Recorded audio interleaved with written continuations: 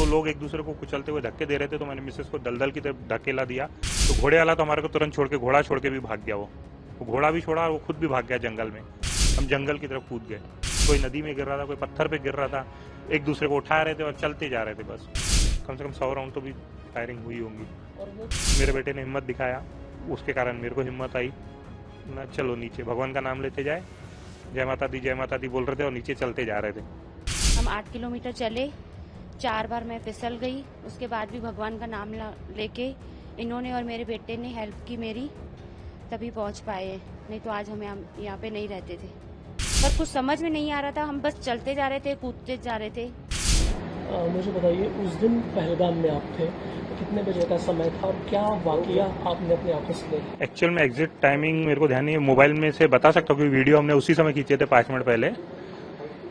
पूरा माहौल अच्छा था, लोग एंजॉय कर रहे थे, खेल रहे थे, काफी फैमिली थी, बच्चे थे, लोग फोटो खिंचा रहे थे। ऐसा लग ही नहीं रहा, ऐसा लग रहा था कि स्वर्ग है बिल्कुल, सब लोग एंजॉय कर रहे हैं। और ऐसा उम्मीद नहीं थी कि 5 मिनट बाद ऐसा वो नर्क जैसे बन जाएगा।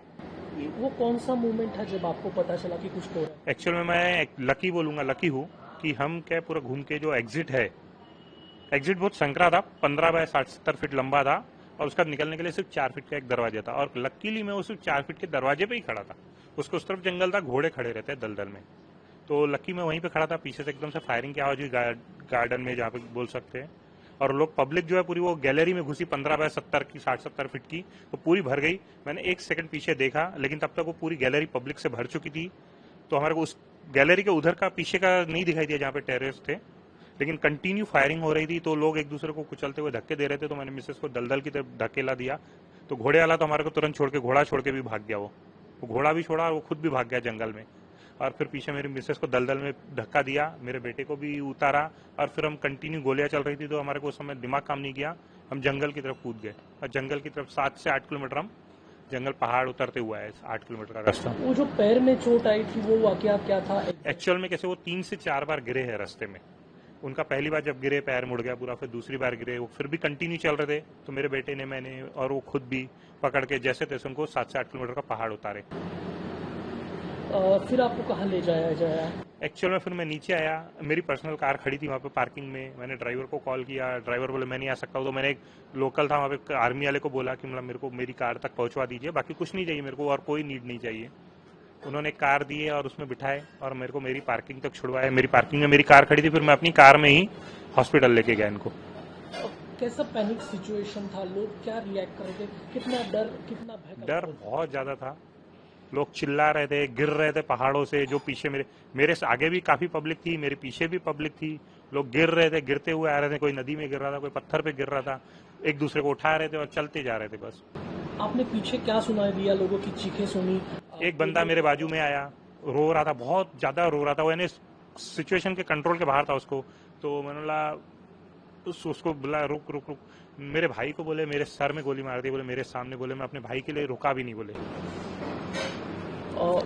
लोग जो बता रहे हैं कि धर्म पूछा गया, नहीं वो मेरे को मालूम नहीं, क्योंकि मैं एक्चुअल में एग्जिट गेट पे खड़ा था ना, ये उसमें लंबी गैलरी है 15 बाय 60-70 फीट की, उसके पीछे गार्डन है 60-70 फीट की गैलरी के पीछे, ये टेरेस वहां पे थे। और गैलरी पूरी पब्लिक से भर चुकी थी, क्योंकि सब निकलने को देख रहे थे। अंदर जो 400-500 की पब्लिक थी वो निकलने को देख रही थी, सब भागने को देख रहे थे, जिसको जहां रास्ता है वो भागने को देख रहा था। तो हमारी जो गैलरी थी पूरी भरी हुई थी, पीछे का नजारा देख नहीं रहा था। और मैंने एक बार के पीछे दोबारा देखा भी नहीं पलट के, पूरा पहाड़ उतरने तक हमने पीछे देखे ही नहीं, गर्दन घुमा। इससे कुछ पता है, आइडिया? 1 से ज्यादा होगा, क्योंकि कंटिन्यू गोलियां चल रही थी। कितने देर तक गोलियों का आवाज आपने सुना? काफी देर चली, कम से कम 100 राउंड तो भी फायरिंग हुई होंगी। और वो पूरे इसमें से बाहर निकलने में आपको कितना समय लगा? समय मैंने कुछ भी नहीं देखा, क्योंकि उस समय न माइंड काम कर रहा था, न प्यास लग रही थी, न कुछ लग रहा था। उनका पैर टूटा हुआ, हमारे को कुछ समझ में नहीं आता, हमसे भाग रहे थे। और लोग जो घायल थे, उनको आपने देखा है? घायल मीन सब घायल होने के बाद भी भाग रहे थे, कोई रुक नहीं रहा था, क्योंकि रुकना मतलब पीछे से कहाँ गोली लगेंगी मालूम नहीं। तो सबको लग रहा था भाई सेफ नीचे पहुंचना है हमारे को, जब तक सेफ नहीं होंगे, जंगल में कोई सेफ्टी तो थी नहीं, नीचे पहुंचना है। भले लोग गिर रहे थे, कोई लेडी गिर रही थी, फिर कोई उठा रहा था, कोई गिर रही थी, कोई उठ रहा था, फिर लेकिन चलते जा रहे थे। अब आप सुरक्षित तरीके से वहां पहुंचे, तो उसके बाद यहाँ तक आने का सफर क्या था? मैं एक्चुअल में फिर वहाँ अनंतनाग में मेरे को डिस्चार्ज, मैंने उन्होंने एक्सरे वगैरह किए, बोले 2 जगह से एक्चुअल में एक जगह फ्रैक्चर हुआ, लेकिन आपने उनको फिर भी कंटिन्यू दौड़ाए तो दूसरा भी फ्रैक्चर हो गया। अब इनको बोले आप प्लास्टर वगैरह करना पड़ेगा, यहाँ पे ट्रीटमेंट आपको लेना पड़ेगा। मतलब मैं यहाँ पे ट्रीटमेंट लूंगा नहीं, मेरे को एक्चुअल में अपनी सिटी जाना है। तो मतलब आपकी परमिशन है क्या डॉक्टर? बोला मैं जा सकता हूँ क्या? बोले हाँ आप ट्रेवल कर सकते हैं, हम प्लास्टर वगैरह चढ़ा के दे देंगे और आपको दवाई या इंजेक्शन दे देंगे और आप जा सकते बोले, लेकिन आपको ट्रीटमेंट आपके शहर में जाके लेना पड़ेगा। बोला ठीक है, मैं वहाँ जाके लूँगा। फिर मैं श्रीनगर अपनी खुद की कार में ही आया, कुछ नहीं, अब हम खुद ही कर रहे थे सब। श्रीनगर पहुंचा, वहाँ पे होटल वगैरह किया, वहाँ पे रहा, कंटिन्यू फ्लाइट देख रहा था, कोई फ्लाइट नहीं मिल रही थी। तो मैंने विक्की कुकरेजा जी है उनको फ़ोन किया, मतलब ऐसी ऐसी बात है, मैं ऐसी सिचुएशन हूँ, मतलब पैसे भी मेरे देने को रेडी हूँ, मेरे को सिर्फ एक फ्लाइट चाहिए यहाँ से निकलने के लिए, दिल्ली की हो मुंबई को, उसके आगे का भी मैं खुद कर लूँगा, सिर्फ यहाँ से निकलने के लिए एक फ़्लाइट हो, क्योंकि मेरी मिसेस के पैर फ्रैक्चर हो चुके हैं और मतलब मैं रुक नहीं सकता हूँ यहाँ पे। हालांकि मैं डरा नहीं था कि श्रीनगर में ऐसा कोई ये नहीं था। तो उन्होंने ठीक है बोले मैं सीएमओ के पोर्टल पे बोले आपकी डालता हूँ, और डिटेल वगैरह लिए डाले। और उसके बाद में फिर मेरे को मुंडे जी कोई है, उनकी कॉल आई, थोड़ी देर में ही आ गई कॉल। और फिर उन्होंने कंटिन्यू मेरे को कॉल कांटेक्ट में, रात के 1 बजे तक मेरे कांटेक्ट में थे। वो मेरे से पूछ रहे थे आप कैसे हो, क्या हो, आपको फ्लाइट की टिकट मिली? हमला हाँ मिल गई, आपने टिकट दे दिए।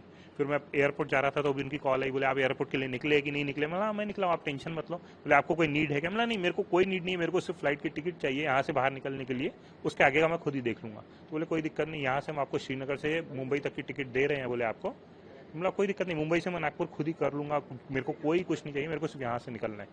पूरा वाकया, ये पूरा इंसिडेंस आपके दिमाग में अभी भी होगा, कितना आपको डर लगा था और क्या महसूस कर रहा हो अभी यहाँ आने के बाद? नहीं, उस मेरे को एक्चुअल में वही सिर्फ एक नज़ारा है जो लोग एंजॉय कर रहे थे 5 मिनट पहले, जो नज़ारे थे वो नज़ारे और बात का माहौल बहुत अलग हो गया था, कुछ समझ में नहीं आ रहा था।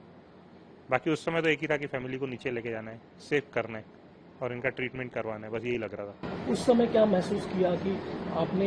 एक्चुअल में मेरे को सबसे पहला डर तब लगा जब गोलियां कंटिन्यू चल रही थी, डर लग रहा था, काफ़ी डर लग रहा था। लेकिन मेरे बेटे ने हिम्मत दिखाया, उसके कारण मेरे को हिम्मत आई ना, चलो नीचे भगवान का नाम लेते जाए, जय माता दी बोल रहे थे और नीचे चलते जा रहे थे। अभी भी खौफ है उस चीज का, आंखों के सामने वही गुजर रहा है जो देखा है हमने। कैसे पहुंचे वो हमको पता, सिर्फ भगवान का नाम लेके पहुंचे हैं। 2 मिनट का फासला था, नहीं तो हम यहाँ तक आज नहीं रहते थे।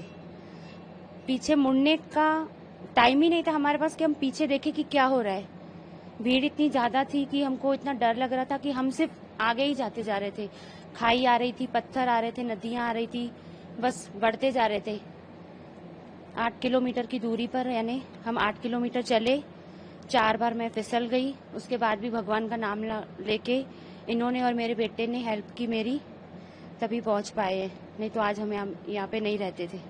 जैसा कि आपके हस्बैंड ने बताया, एक खुशी का उस समय आप लोग खुशी मना रहे थे या फिर एंजॉय कर रहे थे वहाँ पे, सडनली ऐसा क्या हुआ कि ये पूरा दुख में, गम में बदल गया पूरा माहौल? वो अभी बता नहीं सकते हैं, क्योंकि जब हम उस टाइम पे थे, घोड़े से उतरे, घूमे, तब इतना अच्छा लग रहा था हमको। 400-500 लोग थे वहाँ पे, एंजॉय कर रहे थे। उसके बाद जब हम एग्जिट पे पहुंचे तो ऐसा ने कुछ हमको समझ में नहीं आया कि होगा कुछ ऐसा। बस पीछे से रश ऐसे दौड़ते आ रहे थे पीछे से, और गोलियों की आवाजें आ रही थी। तब हमारा माइंड काम वो तो कर रहा था, पर कुछ समझ में नहीं आ रहा था। हम बस चलते जा रहे थे, कूदते जा रहे थे, और बहुत डर लग रहा था कि हम जा पाएंगे कि नहीं, क्योंकि लोग बोल रहे थे बस चलते जाओ, रुकोगे तो कुछ फायदा नहीं है, बस चलते जाओ, जितना भी दूर हो। पूछ के भी जा रहे थे कितना किलोमीटर है, नीचे उतरते जा रहे थे। किस तरीके का मंजर था वहाँ पे? आवाजें, चीखे, गोलियों की बौछार, क्या आपने महसूस किया उस समय? बस लोगों की चिल्लाने की आवाज सुनी, गोलियों की आवाज सुनी, उसके बाद तो नीचे उतरना था। फिर तो माइंड में कुछ था ही नहीं, वो अपना ही हम देख रहे थे कि कैसे नीचे पहुंच जाए। अगर आप ये वीडियो YouTube पर देख रहे हैं तो हमारे चैनल को सब्सक्राइब कर बेल आइकन दबाएं, और Facebook पर देख रहे हैं तो हमारे पेज को लाइक करें। 8 मिलियन प्लस सब्सक्राइबर, आपके इस भरोसे के लिए बहुत धन्यवाद।